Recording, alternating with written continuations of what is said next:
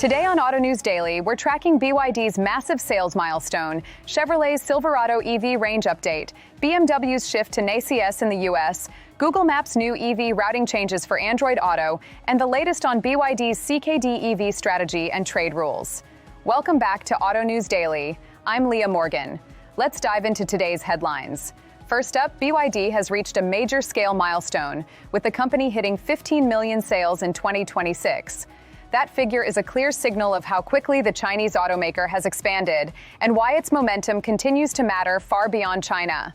For the global auto industry, this kind of volume puts pressure on rivals, supply chains, and production planning, especially as EV competition keeps intensifying. What stands out here is not just the number itself, but what it represents. A sales milestone at this size reflects a deeply scaled OEM strategy, strong manufacturing execution, and an EV ecosystem that can support rapid growth. It also reinforces how central battery supply, component sourcing, and market share defense have become for every major automaker watching China's EV leaders move further ahead. BYD's growth continues to shape expectations for the wider market because large-scale volumes can influence pricing, product cadence, and the broader balance of power between established global brands and fast-moving EV manufacturers. When one company reaches this level of scale, it becomes harder for competitors to ignore the competitive pressure spreading through every segment of the market. And while BYD's headline may be about numbers, the story behind it is really about industrial momentum. The company's rise shows how quickly production capacity, technology rollout, and demand can align when an automaker is operating at full speed in a high-growth market. That same EV race is playing out in North America, where Chevrolet is drawing attention with the Silverado EV Max range. Range remains one of the most important factors for pickup buyers, especially for customers who are using the truck for work, towing, or long-distance driving.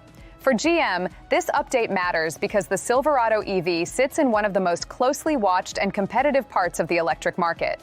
The Silverado EV has been positioned as a serious contender in the electric pickup space, and range is one of the clearest ways to reassure both retail buyers and fleet customers. In a segment where utility and capability drive purchasing decisions, a strong range figure can make the difference between interest and real adoption. It also plays into how customers compare EV pickups against traditional trucks, where convenience and flexibility remain central.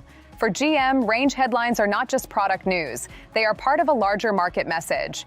North American EV buyers continue to weigh charging habits, usage patterns, and total ownership expectations. So every detail around range can affect demand and production planning. In that sense, the Silverado EV Max range is about more than numbers on a spec sheet. It is about how the market sees the practicality of electric trucks. And from truck performance, we move to charging compatibility, where BMW is making a notable move with the 2026 i5 in the US.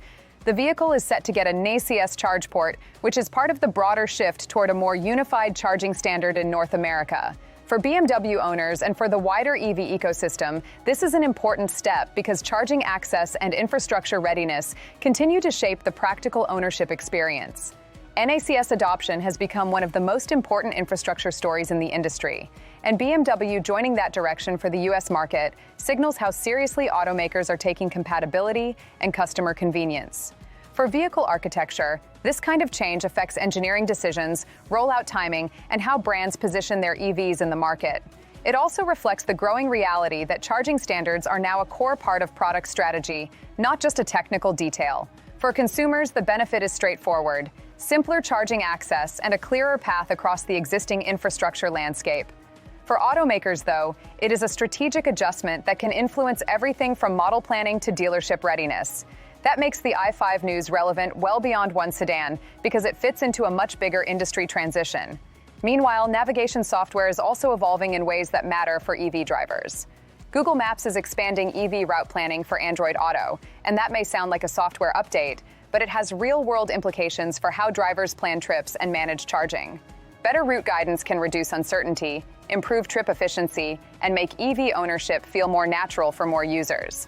The key point here is that EV adoption is not only about the vehicle itself, it is also about the ecosystem around it, especially navigation, charging data, and the user interface drivers interact with every day. When route planning becomes more EV-aware inside a familiar platform like Android Auto, it can improve the driving experience in a practical way. That matters because convenience still shapes adoption.